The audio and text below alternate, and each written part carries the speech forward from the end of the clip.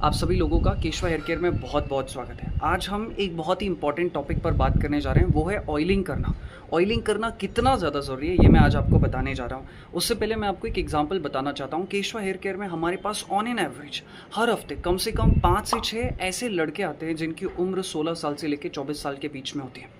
और इनके पीछे जो हेयर फॉल होने का सबसे बड़ा या फिर एक बहुत ही बेसिक सा रीज़न हमें समझ में आता है, और वो है अपनी स्कैल्प की नरिशमेंट पर, अपने बालों की नरिशमेंट पर ध्यान नहीं देना। कहने का मतलब ये है कि ये लोग ऑयल लगाना पसंद ही नहीं करते हैं, और ऑयल नहीं लगाने की वजह से इनके बालों को, इनकी स्कैल्प को नरिशमेंट नहीं मिल पाता। इनकी बॉडी के जो दोष हैं वो इम्बैलेंस होते हैं, जिसकी वजह से कहीं ना कहीं ये एक बहुत बड़ा रीज़न है उनके हेयर फॉल होने का। तो आज की इस वीडियो में मैं आपको बताऊंगा कि किस तरीके से ऑयल आपकी हेयर फॉल की प्रॉब्लम को रोकने में मदद कर सकता है। अगर आपके बाल जल्दी सफ़ेद हो रहे हैं तो ये उसे रोकने में मदद कर सकता है। आपकी डैंड्रफ की प्रॉब्लम को कंट्रोल करने में मदद कर सकता है। तो आज हम जानेंगे कि हमारे भारतीय जो डिफरेंट आयुर्वेदा शास्त्र हैं वो ऑयलिंग करने को, यानी कि स्कैल्प की मसाज को लेकर क्या कहते हैं वो हम जानेंगे। कुछ आयुर्वेदिक शास्त्र क्या कहते हैं वो हम जानेंगे। फिर किस तरीके से आप ऑयल करें कि आपका hair fall, hair thinning control हो। कौन से बेस्ट इंग्रेडिएंट्स होते हैं जो कि हमारे बालों के लिए ऑयल के तौर पर इस्तेमाल करने चाहिए, और उससे हमें बहुत ज़्यादा बेनिफिट हो सकता है। अगर आप इंटरेस्टेड हो, अगर आपको हेयर फॉल, हेयर थिनिंग की प्रॉब्लम हो रही हो, आपकी एज कम है, आप अपने हेयर फॉल को कंट्रोल करना चाहते हो, हेयर ग्रोथ को बूस्टअप करना चाहते हो, ये वीडियो डेफिनेटली आपके लिए बहुत काम का हो सकता है। आइए शुरू करते हैं।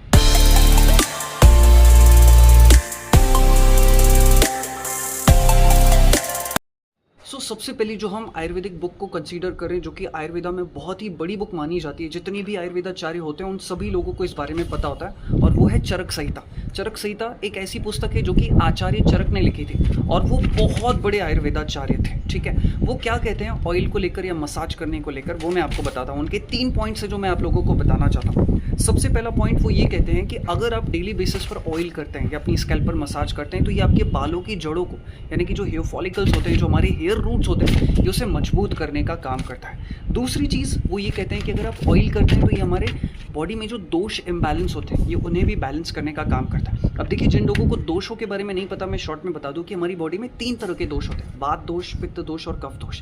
ये जो तीनों दोष होते हैं ये हमारी बॉडी में पूरे फंक्शन को परफॉर्म करते हैं। किसी की बॉडी में वात दोष इम्बैलेंस होता है, किसी की बॉडी में कफ, किसी की बॉडी में पित्त।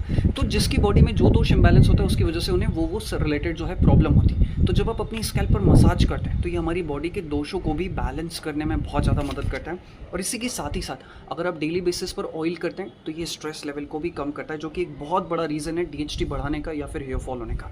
तो एज पर चरक संहिता ऑयलिंग करना बहुत ही ज़्यादा ज़रूरी है। दूसरी जो आयुर्वेदिक पुस्तक है वो है सुश्रुत संहिता। सुश्रुत जो थे वो भी एक बहुत बड़े आयुर्वेदाचार्य थे। उन्होंने हमारे जो इंडियन आयुर्वेदा का जो है उसका फाउंडेशन तैयार किया हुआ था। तो उनकी एक पुस्तक है वो है सुश्रुत संहिता।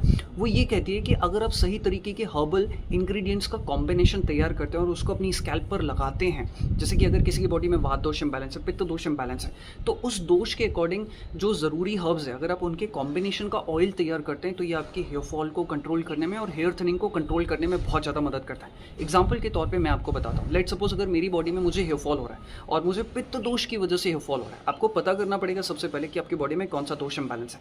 एग्जाम्पल के तौर पर अगर मेरी बॉडी में पित्त दोष इम्बैलेंस है, पित्त मतलब क्या, हमारी बॉडी में फायर एलिमेंट ज़्यादा है, अग्नि वाला जो तत्व है वो इम्बैलेंस है, हीट इन्फ्लेमेशन वाला एलिमेंट ज़्यादा है, तो हमें कूलिंग वाली जो है हर्ब्स इस्तेमाल करनी चाहिए। जैसे कि आप नीम का इस्तेमाल कर सकते हैं, आप भृंगराज का इस्तेमाल कर सकते हैं, आप एलोवेरा का इस्तेमाल कर सकते हैं। इनमें कूलिंग प्रॉपर्टीज़ होती है। तो अगर हम इनके कॉम्बिनेशन से, या फिर जटामासी भी बहुत अच्छा होता है, वो स्ट्रेस को कम करने का काम करता है, और पित्त दोष वालों को स्ट्रेस की प्रॉब्लम होती है। तो अगर आप इस तरीके से एक प्रॉपर अच्छा कॉम्बिनेशन तैयार करते हैं तो ये आपके हेयर फॉल को एंड साथ ही साथ हेयर थिनिंग को कंट्रोल करने का काम करता है। तीसरी और एक और बहुत ही इंपॉर्टेंट बुक है जो कि हेयर रीग्रोथ की बात करती है, और उस बुक का नाम है अष्टांग हृदय। अष्टांग हृदय में अलग अलग हर्ब्स के बारे में बताया गया है जो कि बालों की रीग्रोथ को बढ़ाने में मदद करती है। जैसे कि अष्टांग हृदय में ये कहा गया है कि अगर आप भृंगराज का इस्तेमाल करते हैं, अगर आप आंवला का इस्तेमाल करते हैं, अगर आप जटामासी का इस्तेमाल करते हैं, तो ये ना सिर्फ आपके हेयर रीग्रोथ को, यानी कि अगर आपके बाल चले गए तभी भी ये उसे बढ़ाने का काम करते हैं, और साथ ही साथ ये बालों की डेंसिटी को, यानी कि थिकनेस को भी बढ़ाने का काम करते हैं। सो दोस्तों, आई एम श्योर कि अब आप लोगों को ये चीज़ समझ में आ चुकी है कि ऑयलिंग करना,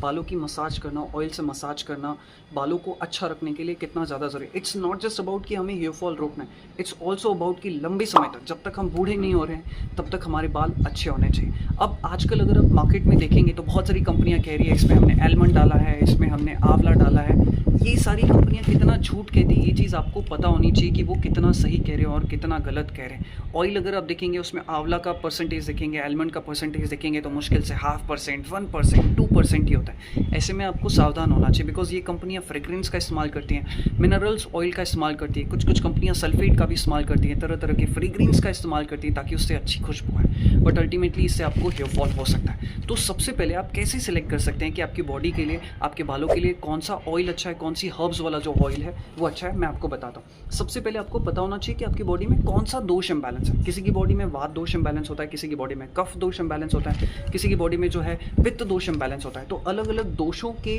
इम्बैलेंस होने के हिसाब से आपको जो है अपना ऑयल सेलेक्ट करना चाहिए। जैसे कि आपको क्या करना है, केशवा हेयर केयर की वेबसाइट पे जाना है। सबसे पहले अगर आपको अपना दोष नहीं पता है तो वहाँ पे आप अपना टेस्ट ले सकते हैं। यहाँ पर जैसा कि आप देख सकते हैं, वहाँ पर आप टेस्ट लीजिए, आपको पता चल जाएगा कि आपकी बॉडी में कौन सा दोष इम्बैलेंस है। वहाँ पर आपको एक रिपोर्ट ही मिल जाती है कि आपको क्या खाना, क्या नहीं खाना, कौन सा ऑयल इस्तेमाल करना है। फिर भी शॉर्ट में यहाँ पे आपको बता देता हूँ। जैसे ही आपको पता चल गया कि आपकी बॉडी में कौन सा दोष इम्बैलेंस है, तो वात दोष वालों के लिए जो सबसे अच्छा ऑयल है वो है जोजोबा ऑयल, भृंगराज ऑयल और सीसमे ऑयल यानी कि तिल का तेल। ये उनके लिए बहुत अच्छा है और ये सारी चीज़ें ईजिली अवेलेबल है। पित्त दोष वालों के लिए एलोवेरा हो गया, जटामासी हो गया, टी ट्री ऑयल हो गया, नीम का ऑयल हो गया, आंवला ऑयल हो गया, ये बहुत अच्छा है पित्त दोष वालों के लिए। कफ दोष वालों के लिए जोजोबा ऑयल हो गया, एलोवेरा हो गया, यूकेलिप्टस ऑयल हो गया। तो ये कफ दोष वाले जो है इस्तेमाल कर सकते हैं, ये उनकी बॉडी के लिए, उनके बालों के लिए बहुत अच्छा है। सो दोस्तों, अब आपके पास दो रास्ते हैं। अगर आपको लग रहा है कि ये ऑयल आप घर पर ही तैयार कर सकते हैं तो डेफिनेटली आप अपने घर पर ही तैयार करके आप इनका इस्तेमाल कर सकते हैं। मैंने आपको इंग्रेडिएंट्स बताएं, आप घर पर भी तैयार कर सकते हैं। बट अगर आपके पास समय नहीं है, आपके पास इतना टाइम नहीं है, कितने रेशियो में इनका इस्तेमाल करना चाहिए, अगर आपको ये नहीं पता तो कोई इशू नहीं।